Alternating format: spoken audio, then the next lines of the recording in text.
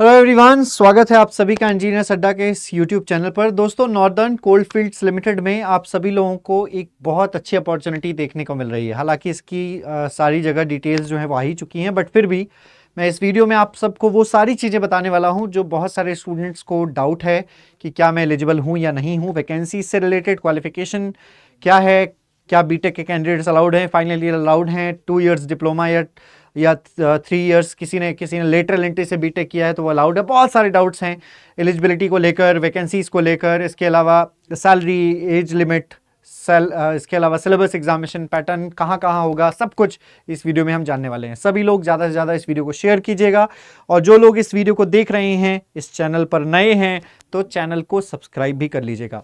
Northern coalfields limited को जैसे ही आप गूगल पर सर्च करेंगे, गूगल पर सर्च करते आपके सामने ऊपर वेबसाइट जिसमें रिक्रूटमेंट जैसे आप ओपन करोगे तो आपके सामने ये वेबसाइट ओपन होगी, जहां पर आपके सामने पहला ही है एनसीएल में पर्यवेक्षकीय संवर्ग के विभिन्न पदों पर सीधी भर्ती के लिए रोजगार सूचना, notification for direct recruitment for various post of supervisory positions. Okay, तो जैसे आपके सामने यहां पर क्लिक करते हो, आपके सामने क्लिक किया इंग्लिश नोटिफिकेशन ओपन हो जाता है। और ये नोटिफिकेशन में आप देख सकते हैं कि जो एग्जामिनेशन डे, जो फॉर्म भरने की तिथि है वो आपको 11 फरवरी है। ये नोटिफिकेशन 9 तारीख को आया है, लेकिन फॉर्म भरने की स्टार्टिंग डेट 11 फरवरी है और 7 मार्च तक फॉर्म भरे जाएंगे।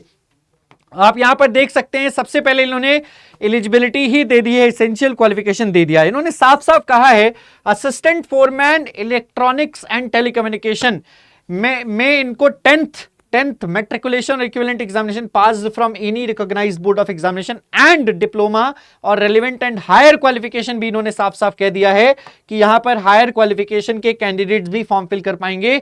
कम से कम 3 साल का जो है वो कोर्स होना चाहिए। इन्होंने कहा है minimum 3 years of course in electronics engineering from any institute of recognised by the government. यानी कि यहां पर डिप्लोमा जिसने कर रखा है 10th के बाद, वो कैंडिडेट्स यहां पर फॉर्म फिल कर पाएंगे 10th के बाद। उसके बाद अगर हम यहां पर बात करें सिमिलरली मैकेनिकल में भी 10th के बाद diploma, minimum 3 years of course होना चाहिए mechanical engineering from any institute recognised by the government. Similarly electrical में भी जो वैकेंसीज हैं उसमें भी 10th प्लस डिप्लोमा होना चाहिए, और हायर क्वालिफिकेशन भी एलिजिबल है, यानी कि बीटेक के कैंडिडेट्स भी फॉर्म फिल कर सकते हैं। इसके अलावा यहां पर आ जाते हैं, क्लोजिंग डेट 5 मार्च है, फॉर्म भरने की 5 मार्च है, और referred as crucial date in the employment notification. Crucial date is the date for determining the eligibility candidates. मतलब इस लास्ट डेट तक, माफी चाहेंगे 7 मार्च मैंने अभी देखा था शायद, तो एक बार दोबारा चेक कर लेंगे। 5 मार्च तक आपका डिप्लोमा या डिग्री कंप्लीट होना चाहिए। अगर आपका डिप्लोमा डिग्री 5 मार्च तक कंप्लीट नहीं होगा तो आप फॉर्म फिल नहीं कर पाओगे। तो यहां पर याद रखिएगा सुपरवाइजरी लेवल की वैकेंसीज है। अब इन्होंने कहा है prescribed essential qualification for supervisory positions are the minimum, hence candidates possessing higher and relevant qualification may also apply. मतलब बीटेक के कैंडिडेट्स भी अप्लाई कर सकते हैं। और इन्होंने बताया है टेबल डी में कि कौन कौन सी ब्रांचेस के कैंडिडेट्स अप्लाई कर सकते हैं, कौन सी ब्रांचेस के कैंडिडेट्स नहीं अप्लाई कर सकते हैं। इन्होंने कहा है degree, post graduate, diploma qualifications acquired through distance learning, जिन्होंने डिस्टेंस लर्निंग से किया होगा या पार्ट टाइम किया होगा तो वो कंसीडर नहीं किए जाएंगे। टेबल बी में वैकेंसीज हैं। वैकेंसीज कुछ इस प्रकार से हैं कि इलेक्ट्रॉनिक्स एंड टेलीकम्युनिकेशन में 14 नंबर ऑफ वैकेंसीज हैं। मैकेनिकल इंजीनियरिंग में टोटल वैकेंसीज की संख्या 108 है, जहां पर excavation and electrical and mechanical maintenance में 21 सीटें हैं। एक्सकेवेशन में, इलेक्ट्रिकल में 74 सीट्स हैं, और इसी प्रकार से इलेक्ट्रिकल मैकेनिकल के लिए यहां पर 74 सीट्स हैं। टोटल 148 वैकेंसीज हैं। यहां पर टोटल वैकेंसीज हैं 270। यहां पर कैटेगरी वाइज वैकेंसीज आपके सामने हैं। नीचे आ जाइए, यहां पर आ जाते हैं और बाकी सारी चीजें जान लेते हैं। चलिए, टेबल डी की बात कर रहे थे हम। देखिए टेबल डी यही है। टेबल डी में इन्होंने कहा है असिस्टेंट फोरमैन इलेक्ट्रॉनिक्स के लिए डिप्लोमा जिसने 3 साल का किया है वो एलिजिबल होगा। साथ के साथ देखिए इन्होंने कहा है engineering degree, higher qualification branches pertains to engineering degree electronics से किसने किया होगा, इलेक्ट्रॉनिक्स एंड कम्युनिकेशन से किया होगा, इलेक्ट्रॉनिक्स एंड टेलीकम्युनिकेशन से किया होगा, वो एलिजिबल है। लेकिन जो एलिजिबल नहीं है वो है इंस्ट्रूमेंटेशन से जिसने किया है वो एलिजिबल नहीं है। इंस्ट्रूमेंटेशन एंड कंट्रोल, इलेक्ट्रिकल इस वैकेंसीज के लिए इलेक्ट्रिकल वाले एलिजिबल नहीं है। देखो लिखा है इलेक्ट्रॉनिक्स एंड टेलीकम्युनिकेशन, इलेक्ट्रिकल वाले इस वैकेंसीज के लिए एलिजिबल नहीं होंगे। Instrumentation and control, electronics engineering and combination of with any above branch, diploma in any other branch other than electronics is not eligible. ठीक है, इसी प्रकार से मैकेनिकल में आ जाइए। मैकेनिकल में production, industrial automation, thermal manufacturing engineering, combination of mechanical engineering, यहां पर जो नॉन एलिजिबल ब्रांचेस है वो ये हैं। लेकिन किसी ने अगर मैकेनिकल इंजीनियरिंग से बीटेक किया है तो वो एलिजिबल है, डिप्लोमा किया है तो वो एलिजिबल है। नीचे आ जाइए, डिप्लोमा इलेक्ट्रिकल इंजीनियरिंग, इलेक्ट्रिकल के लिए एलिजिबल है, असिस्टेंट फोरमैन इलेक्ट्रिकल के लिए। और यहां पर इन्होंने कहा है कि इंजीनियरिंग डिग्री अगर आपका इलेक्ट्रिकल इंजीनियरिंग से है या ट्रिपल ई ब्रांच से है, वो कैंडिडेट्स भी यहां पर एलिजिबल हैं। लेकिन जिसने इंस्ट्रूमेंटेशन एंड कंट्रोल से किया है, पावर सिस्टम से किया है, पावर इलेक्ट्रॉनिक्स से किया है, वो कैंडिडेट्स यहां पर एलिजिबल नहीं है, ध्यान रखिएगा। तो इलेक्ट्रिकल वाले सिर्फ इलेक्ट्रिकल से फॉर्म भर सकते हैं, इलेक्ट्रॉनिक्स वाले सिर्फ इलेक्ट्रॉनिक्स से फॉर्म भर सकते हैं, लेकिन इलेक्ट्रिकल वाले इलेक्ट्रॉनिक्स से नहीं भर सकते, इलेक्ट्रॉनिक्स वाले इलेक्ट्रिकल से नहीं भर सकते, सीधी सी बात। आगे आ जाओ, यहां पर नीचे आ जाते हैं, जो सैलरी रहने वाली है, जो सैलरी है वो यहां पर इन्होंने कहा है ट्रेनिंग के दौरान 47,330.25 रुपए पर मंथ दिए जाएगा। और ये कैडर आपको मिलेगा। इसके बाद 1 साल का ट्रेनिंग पीरियड रहने वाला है, 1 साल का रहने वाला असिस्टेंट फोरमैन इलेक्ट्रॉनिक्स के लिए, और इसके बाद 2 साल का एक्सकेवेशन के लिए रहने वाला है, 2 साल का ईएनएम के लिए रहने वाले असिस्टेंट फोरमैन का, इसी प्रकार से 2 साल आपका इलेक्ट्रिकल के लिए भी 2 साल का रहने वाला है। चलिए नीचे आ जाइए और भी सारी चीजें जान लेते हैं। रिजर्वेशन तो गवर्नमेंट के क्राइटेरिया के अनुसार ही होगा जो रिजर्वेशन होगा, ठीक है। आगे आ जाइए, जो एज लिमिट की बात कर लेते हैं। एज लिमिट जो है वो 18 साल से 30 साल तक के कैंडिडेट्स फॉर्म फिल कर सकते हैं। और अगर हम यहां पर बात करें एज रिलैक्सेशन, ओबीसी के लिए 3 साल, एससी एसटी के लिए 5 साल, पीडब्ल्यूडी के लिए 10 साल का है, ठीक है जी। चलिए आगे आ जाइए, नीचे आ जाते हैं। यहां पर फॉर्म फीस की बात करें, फॉर्म फीस 1000 रुपए है। एससी एसटी के लिए कोई भी फॉर्म फीस नहीं है। यूआर, जनरल, ओबीसी और ईडब्ल्यूएस कैंडिडेट्स के लिए 1000 रुपए फॉर्म फीस है। ओके, अगर हम यहां पर बात करते हैं सिलेक्शन प्रोसेस का, तो सिलेक्शन प्रोसेस में एक कंप्यूटर बेस्ड टेस्ट होगा।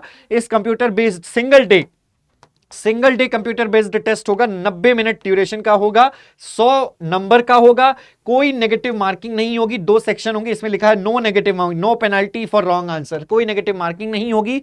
70 क्वेश्चन आपके टेक्निकल पूछे जाएंगे, 70 क्वेश्चन आपके टेक्निकल पूछे जाएंगे। इन्होंने कहा है टेक्निकल नॉलेज के 70 क्वेश्चन होंगे, और 30 क्वेश्चन आपके जो होंगे वो आपके general awareness, reasoning, verbal and mental ability and quantitative aptitude, general knowledge, general awareness, reasoning and maths के होंगे 30 क्वेश्चन। तो 30 क्वेश्चन इन सभी में से होने वाले हैं, और यहां पर अलग अलग नहीं होगा, मिक्स क्वेश्चन आएंगे 30 नंबर में से, ठीक है जी। चलिए आगे बढ़ते हैं। तो रही एग्जामिनेशन पैटर्न की बात। कोई भी अनअटेम्प्टेड के लिए कोई नंबर नहीं मिलेगा, और ना ही गलत आंसर के लिए कोई नंबर मिलेगा। नो नेगेटिव मार्किंग, कोई नेगेटिव मार्किंग नहीं है। इंग्लिश और हिंदी में होगा पेपर, बाइलिंगुअल होगा। टेस्ट सिटीज की अगर हम बात करें, तो टेस्ट सिटीज जो है इन्होंने कहा है, टेस्ट सिटीज चूज कर सकते हैं आप as per the given list, अपनी प्रेफरेंस के अनुसार चूज कर सकते हैं, और उसको फिर बाद में चेंज नहीं किया जा सकता। फिर उसके बाद एनसीएल आपको उसी के आधार पर जो है वो आपको बताएगा कि कहां पर आपका एग्जामिनेशन होने वाला है, ठीक है ना। चलिए उसके बाद कट ऑफ क्लियर करना होगा। कट ऑफ क्लियर करने के बाद आपको यहां पर डॉक्यूमेंट वेरिफिकेशन के लिए कॉल किया जाएगा। तो यहां पर 100 नंबर का पेपर है, आपके 70 क्वेश्चन टेक्निकल हैं, 30 क्वेश्चन नॉन टेक्निकल है, 90 मिनट का समय मिलने वाला है, 1 घंटे 30 मिनट, ठीक है जी। चलिए आगे बढ़ते हैं। और भी इन्होंने सारी चीजें बताई हैं कि अगर इनकेस दो लोगों के सेम नंबर आ जाते हैं तो फिर सीनियरिटी के आधार पर ही सिलेक्शन दिया जाएगा, वगैरह वगैरह, वही सारे रूल्स जो सभी में होते हैं। नीचे आ जाओ, इन्होंने पूरा सिलेबस भी दे दिया है कि क्या क्या सिलेबस में हम पूछने वाले हैं, बहुत अच्छे तरीके से इन्होंने दिया है।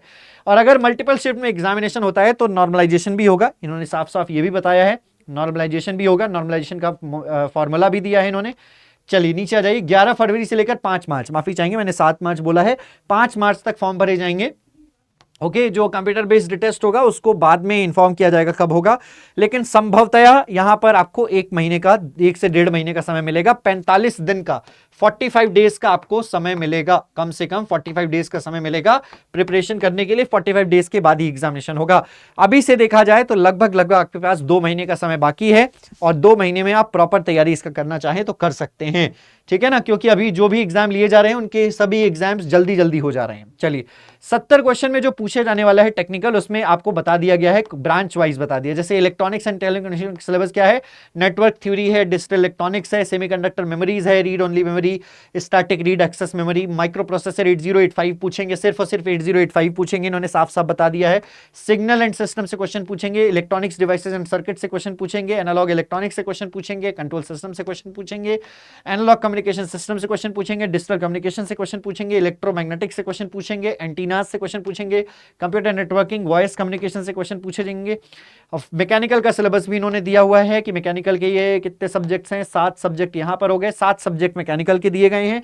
इलेक्ट्रिकल इंजीनियरिंग के लिए आपको बताया गया principles of electricity, electromagnetism, materials, फिर उससे आप generation of electricity, AC generators, DC generators, batteries, AC Motors, DC Motors, AC circuits, फिर मतलब नेटवर्क थ्योरी, इलेक्ट्रिकल मशीन्स। अभी तक जो देखने को मिला मिला है नेटवर्क थ्योरी इलेक्ट्रिकल मशीन्स। उसके बाद आ जाता है various types of switches, circuit breakers यानी पावर सिस्टम्स, ट्रांसफॉर्मेशन यानी transformers, machines, transmission and distribution power systems electrical machines और नेटवर्क थ्योरी। अभी तक 3 सब्जेक्ट आ रहे हैं।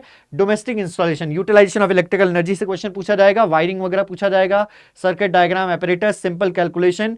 इलेक्ट्रिकल इंजीनियरिंग का सिलेबस बहुत वास्ट है। इंडस्ट्रियल इंस्टॉलेशन में वायरिंग वगैरह, सर्किट डायग्राम्स वगैरह, पंप इंस्टॉलेशन, एपरेटस, इसमें इन्होंने कहा है installation maintenance of generators, electrical motors, electrical welding machines, haulage and winding machines वगैरह, cooling, power and energy measurement and charges, measurement of power, मतलब यहां से मेजरमेंट आ जाता है।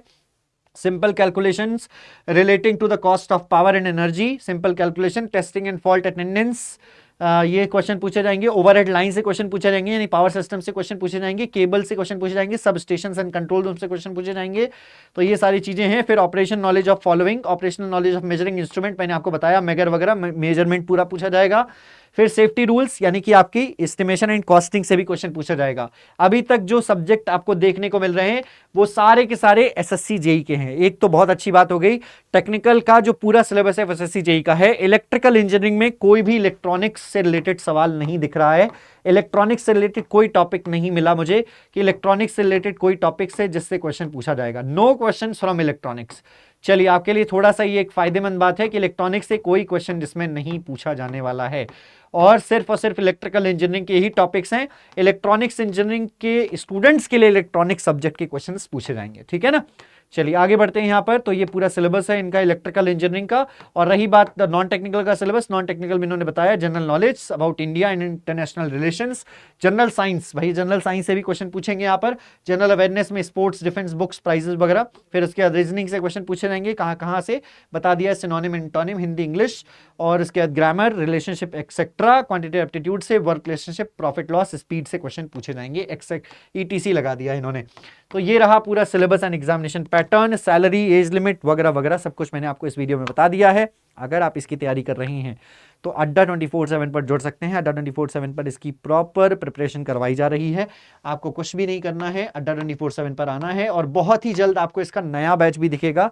और आप उस नए बैच का इंतजार मत करिए क्योंकि अड्डा 24/7 पर इसमें चल रहा है ऑफर। और उस ऑफर में जो प्राइस अभी आप नॉर्दर्न कोलफील्ड्स लिमिटेड के बैच का देखोगे, NCL के बैच का प्राइस 2000 रुपए के लगभग होगा, ठीक है। मैं आपको पहले ही बता दूं क्योंकि BSNL का बैच आया था उसका प्राइस 2000 रुपए था, तो नॉर्दर्न कोलफील्ड्स लिमिटेड के बैच का प्राइस भी 2000 रुपए होगा। डिस्काउंट लेकर 1800 कुछ का पड़ेगा। बेहतर है कि महापैक ज्वाइन करो क्योंकि महापैक में आपको 24 महीने की वैलिडिटी इस समय मिल रही है और जो प्राइस है वो देखो सिर्फ और सिर्फ 2498 है। लेकिन रुको, इतना नहीं पे करना है आपको, मोर ऑफर्स पर आइए, कूपन कोड लगाइए और यही जो आप 1800 पे करोगे यहां पे मात्र 2200 रुपए में 400 रुपए और देकर मात्र 400 रुपए, क्योंकि अगर आप ऐप डाउनलोड कर लोगे, ऐप डाउनलोड करके परचेस करोगे तो 81 रुपए और कम हो जाएंगे, लगभग कॉइन्स वगैरह मिल जाएंगे। तो 400 रुपए और देकर 2 साल तक आने वाले सभी कोर्सेज में आप सभी कोर्सेज में पढ़ सकते हैं। ऐसे में सिर्फ NCL के बैच से पढ़ पाओगे, ठीक है। तो NCL के बैच के अलावा अगर कोई कोर्स आया, कोई बैच आया, कोई वैकेंसी आई तो वो बैच एक्सेस नहीं मिलेगा, लेकिन महापैक में मिलेगा। महापैक इसीलिए कहा जाता है, महापैक परचेज कर लो। इस कूपन कोड का ध्यान रखिएगा डिस्काउंट लेने के लिए। चैनल को सब्सक्राइब कर लीजिएगा। मिलते हैं आपसे अगली वीडियो में। आज के लिए बस इतना ही। धन्यवाद, bye bye, take care, see you soon and God bless you all everybody. Thank you.